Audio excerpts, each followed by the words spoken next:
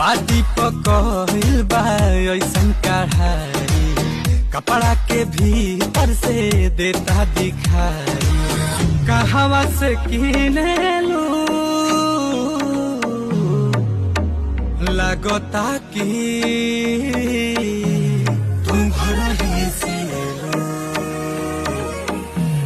Heroine हो heroine काना न किएलू कहता किया नशा में किएलू बताओ कहीं गाजा काना न किएलू कहता किया नशा में किएलू हीरोइन हो।